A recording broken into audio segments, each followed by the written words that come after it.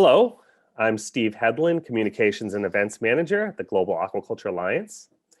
So GAA announced recently that it's relaunching its Signature Goal Conference, featuring a hybrid experience with a series of virtual events leading up to an in-person event in Seattle.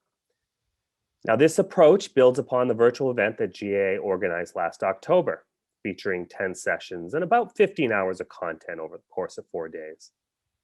One of those 10 sessions was chaired by our very own Dr. George Chamberlain, GAA's president and founder. The session was titled, "This Changes Everything, Paradigm Shifting Aquaculture Production Systems and the Pioneers Behind Them." So George, what were the key takeaways from your Goal 2020 session? Well, thanks, Steve. The main takeaway, if you summed it all up, was that aquaculture is changing fast on a variety of fronts, and you can sum it up into intensification and control. Now, we had 5 presentations. 2 of them were on shrimp, and 3 of them were on salmon. They were all outstanding, and I'd like to kind of briefly go through them one by one.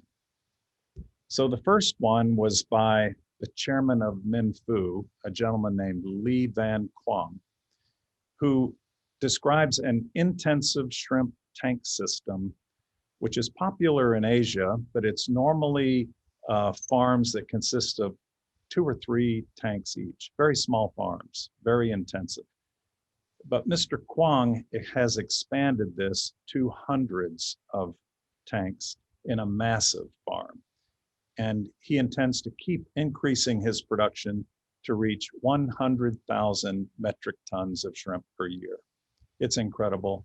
Let me explain how it works. First of all, it's a multi-phase system consisting of nursery tanks and grow-out tanks, but both are constructed the same way. Imagine beginning with flat ground, putting up a perimeter metal fence, an inexpensive fence, sloping the bottom, the earthen bottom, to a central drain, and then laying in the plastic liner. And voila, you have an immediate small pond, very inexpensive, and all designed to be self-cleaning with proper slope. And then you add the aeration, which in his case is diffusion aeration, and automatic feeder, and a shade cloth covering.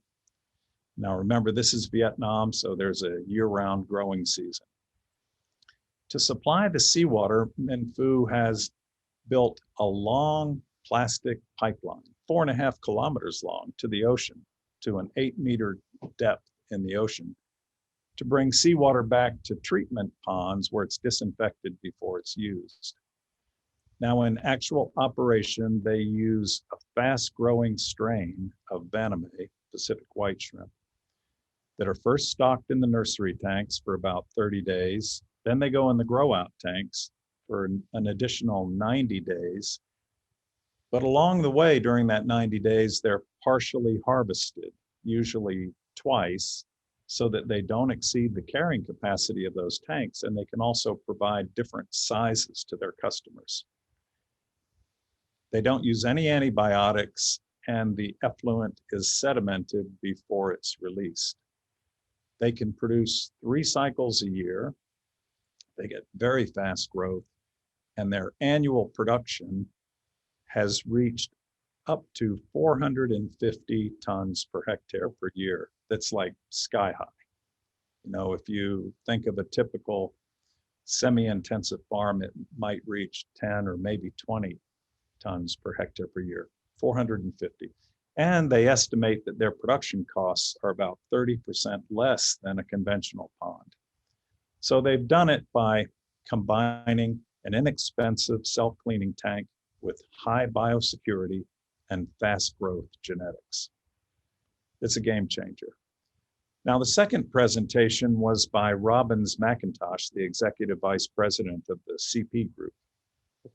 He describes an indoor shrimp farming company called Homegrown Shrimp USA, which CP has launched, which has built its first pilot scale indoor shrimp farm in central Florida, about 40 kilometers inland from the east coast of Florida. So in this case, it is unique because it does not have access to seawater. They will make their own water from a simplified mixture of artificial salts. And another thing that's extremely unusual, they will have no effluent. They will reuse their water over and over again. And Robbins assures me that they have done this in Thailand in their breeding program for 12 years already. Their process is to use a biofloc made from nitrifying bacteria. And periodically, as they remove the sludge, they do it in a side stream with denitrifying bacteria. That's what removes the nitrate. And then the sludge is dewatered, used for other productive uses, and they continue on and on. Because it's an indoor system, they can maintain their temperature year-round at 30 degrees, which is an optimal growth temperature.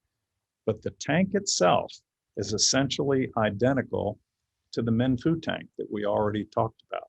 So the idea of having a small, inexpensive, self-cleaning production system is beginning to sound like an industry standard.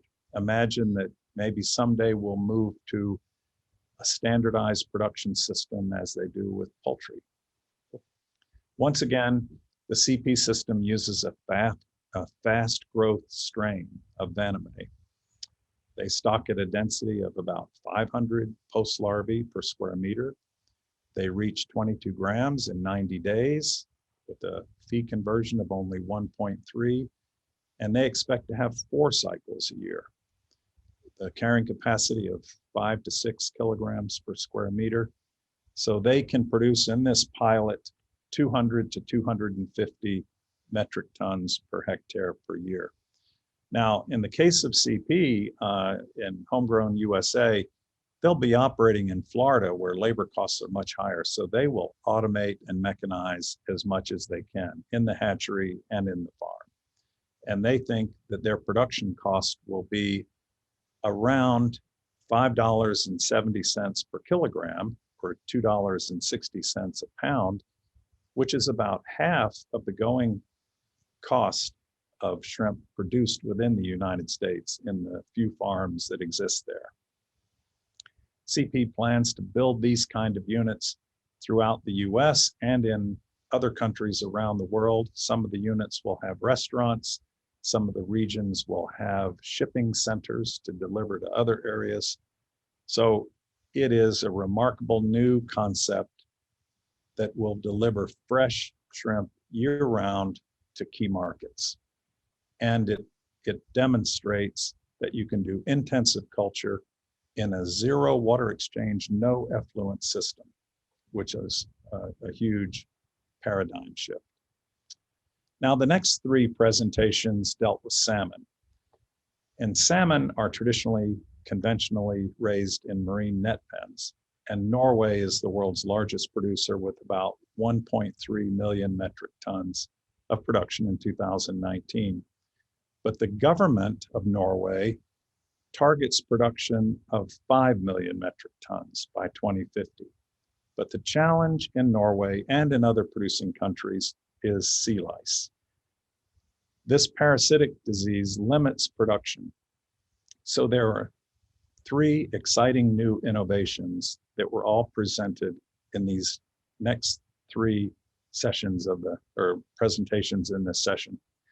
One had to do with closed containment systems, one with totally exposed offshore platforms, and the third with land-based RAS systems. Let's start with the first one on closed containment systems presented by Dr. Ragnar Tveterås of the University of Stavanger in Norway. Each of the three designs of closed containment systems that he presented have the same basic concept. They take the water from deep, 25 meters or more in depth, is where they draw the water from to put in various designs of closed containment floating systems. So it's like a net pen, but impermeable. And the sea lice are not found at depth. And the second common denominator in each of these three designs is that they have the capability to collect the sludge, the uneaten feed, the waste that's associated with salmon farming. Rather than it going into the environment, they can collect it. It can be processed later into fertilizer or biodiesel. Now, the first containment system was called Aquaculture, and it consists of cages that are about 90 meters in diameter, made with a concrete floating ring and an impermeable fabric polymer bag or sack that encloses the whole net pen. The second design, a totally different company called Fish Globe. Imagine a spherical high-density polyethylene container. So not only is the water portion of the structure enclosed, also the above the water area. It's a total spherical structure with its own internal lighting and water circulation and feeding. And the third concept is a floating raceway. Imagine something like a barge with an internal baffle and water that goes round and round. The idea is to create a constant flow of water to give the fish exercise so that they'll have the proper musculature and development and better product quality. Well, in summary, all three of the systems worked to control sea lice, and they all had promising performance results. So closed containment systems are a real option for increasing salmon production in areas that are currently limited by sea lice. The second salmon presentation was by Atle Ida, the chairman of SalMar. In 2012, SalMar began exploring the possibility of open ocean salmon farming by re-engineering the technology of Norway's offshore oil industry. In 2015, they obtained the licenses and they invested in the construction of what's called Ocean Farm 1 in China.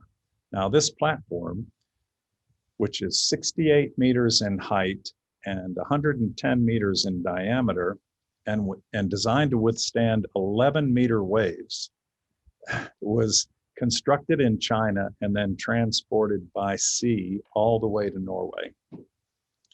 In 2017 to 2020, they began production trials with about 1.5 million salmon at a time.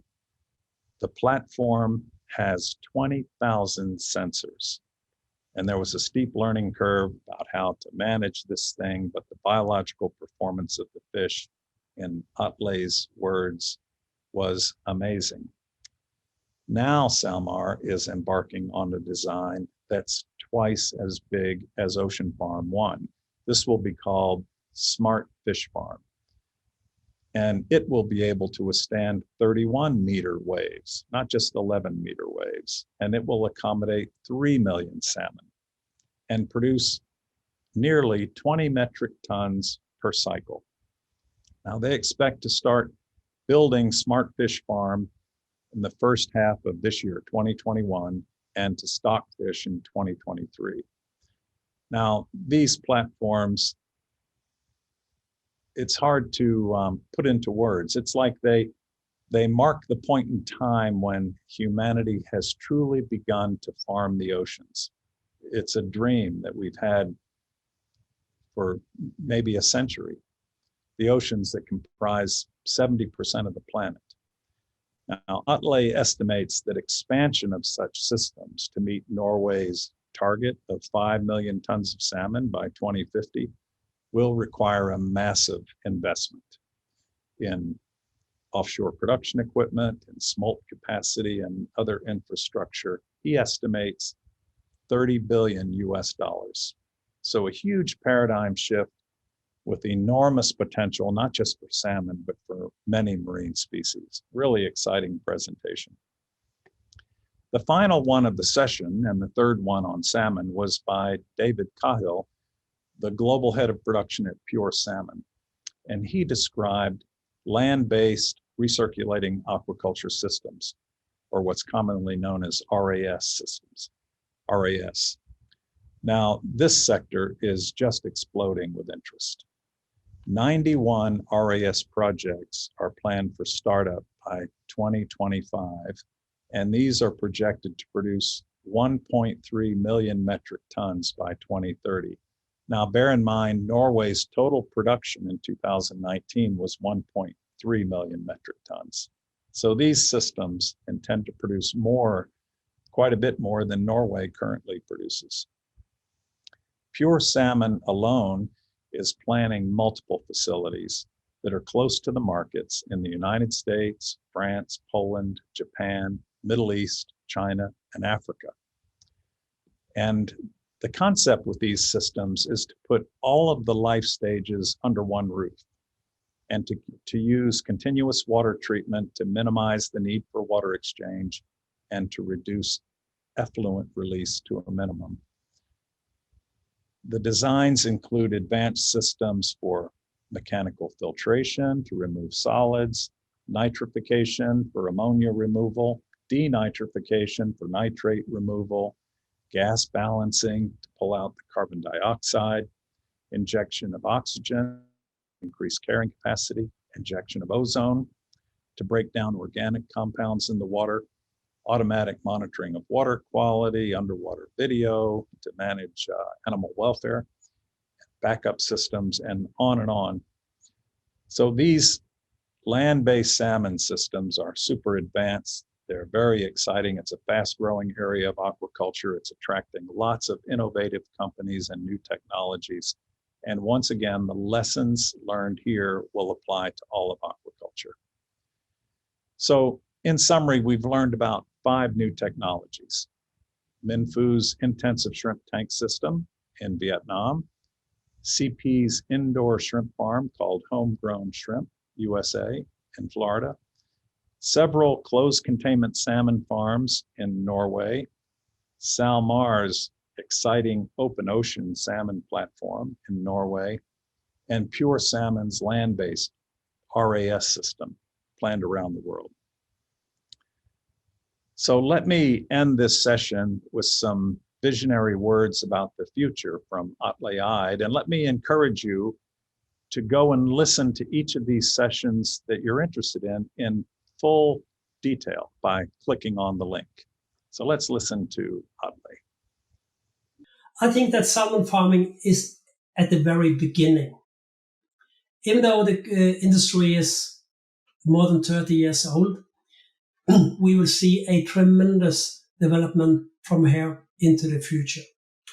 We will experience completely new technologies. We will be up for a dramatic change. And it will all be dominated by ESG as in any other industries. It will all be about technology. What we see today will not be seen 10 years from now. It will all be about new competence, a higher education, and will be about digitalization. We will be able to control our farms in a whole different way in the future compared with the past.